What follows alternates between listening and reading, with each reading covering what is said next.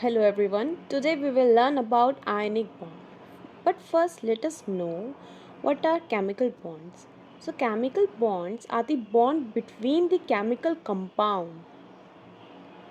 The attractive force which holds the atom or ions together in a chemical compound is chemical bond.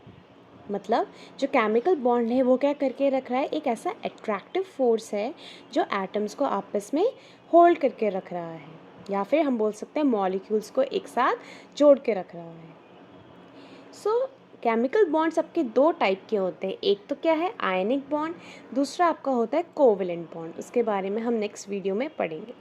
First हम बात करते हैं ionic bond की। Ionic bond में क्या होता है ये याद रखो, इसमें इलेक्ट्रॉन का ट्रांसफ़र होता है एक एटम से दूसरे एटम में। अगर मैं बोलूँ ये कोई एटम है, एटम 1 से इलेक्ट्रॉन ट्रांसफ़र हो रहा है किसकी तरफ, एटम 2 की तरफ, या फिर मैं बोल सकती हूँ एटम 2 से इलेक्ट्रॉन ट्रांसफ़र हो रहा है एटम 1 की तरफ। तो ऐसा बॉन्ड जिसमें एटम से इलेक्ट्रॉन दूसरे एटम में जाते हैं या फिर ट्रांसफ़र होते हैं, ऐसे बॉन्ड को हम बोलते हैं आयनिक बॉन्ड, या फिर इसका दूसरा नाम है electrovalent bond. Ionic bond second name is electrovalent bond. कैसे होता है, अगर हम एग्जाम्पल लें NaCl, as we know NaCl is our common salt.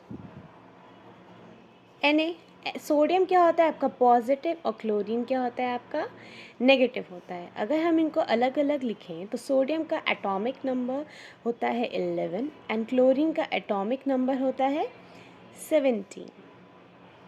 अगर मैं इसकी इलेक्ट्रॉनिक कॉन्फ़िगरेशन लिखूँ सोडियम की, तो इलेक्ट्रॉन कॉन्फ़िगरेशन हो जाएगी 2 8 1, ठीक है। और अगर क्लोरीन की इलेक्ट्रॉनिक कॉन्फ़िगरेशन लिखूँगी तो जाएगा 2 8 7। ये इनकी इलेक्ट्रॉनिक कॉन्फ़िगरेशन है। अब इनकी इलेक्ट्रॉनिक कॉन्फ़िगरेशन को आप ध्यान से देखो, इसमें 2 के शेल में आपके नंबर ऑफ़ इलेक्ट्रॉन्स फुल है, एल शेल में आपके नंबर ऑफ़ इलेक्ट्रॉन्स भी क्या है, दोनों में ही फुल है। लेकिन जो नेक्स्ट शेल है के एल के बाद आता है एम शेल। एम शेल में क्या है, 1 इलेक्ट्रॉन सोडियम के पास है और 7 इलेक्ट्रॉन क्लोरीन के पास है। क्या हो अगर ये एक इलेक्ट्रॉन क्लोरीन को मिल जाए, तो क्लोरीन तो 2 8 8 हो जाएगा। इसका मतलब उसकी तीनों ही शेल क्या हो जाएगी, स्टेबल हो जाएगी, फुल हो जाएगी। यस और नो? फुल होने से क्या होगा, ये ऑक्टेट रूल फॉलो करेगा। और ऑक्टेट रूल क्या होता है, इसका मतलब जो वैलेंस शेल है उसमें टोटल 8 इलेक्ट्रॉन्स प्रेजेंट है ताकि वो स्टेबल हो जाए।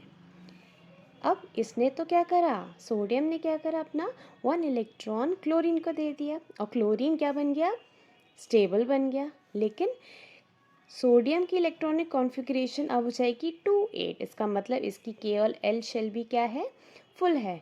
तो ये भी क्या फॉलो करेगा, आपका ऑक्टेट रूल।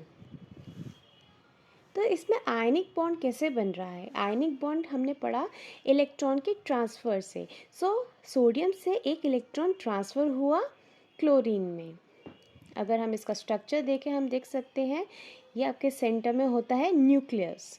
न्यूक्लियस के अंदर प्रेजेंट रहते हैं आपके नंबर ऑफ प्रोटॉन, और हम जानते हैं जो आपका एटॉमिक नंबर होता है Z is atomic number, Z को हम एटॉमिक नंबर बोलते हैं, ठीक है। वो इक्वल होता है नंबर ऑफ प्रोटॉन्स के। तो एटॉमिक नंबर अगर सोडियम का 11 है, सोडियम का अगर एटॉमिक नंबर 11 है, तो नंबर ऑफ प्रोटॉन भी 11 ही होंगे।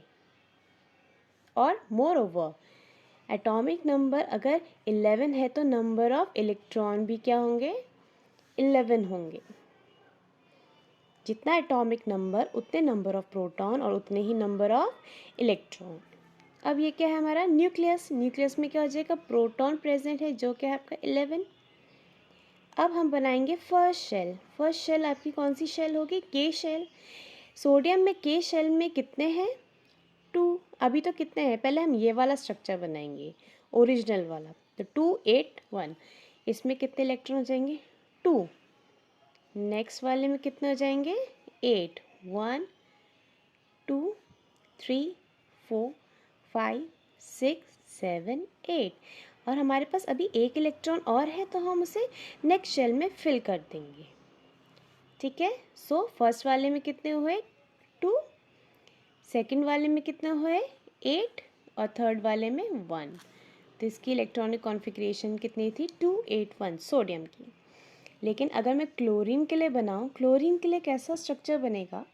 सेंटर में आ जाएगा हमारा प्रोटॉन। तो इसका प्रोटॉन कितना होगा? 17, क्योंकि हमें पता है जितना एटॉमिक नंबर उतना ही नंबर ऑफ प्रोटॉन। तो इसमें एटॉमिक नंबर कितना है? 17।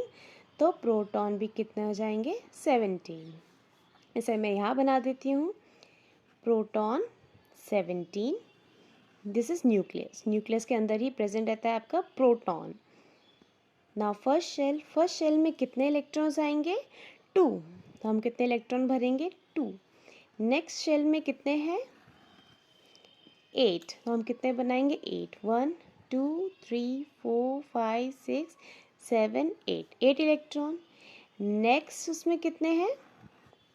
7। 1 2 3 4 5 6 7। तो अब हमने क्या बना दिए? दोनों के ही क्या बना दिए हमने? एटॉमिक स्ट्रक्चर बना दिए। अब क्या होगा? ये इलेक्ट्रॉन यहाँ ट्रांसफ़र हो जाएगा। यही तो हो रहा है आयनिक बॉन्ड में, इलेक्ट्रॉन का ट्रांसफ़र होना।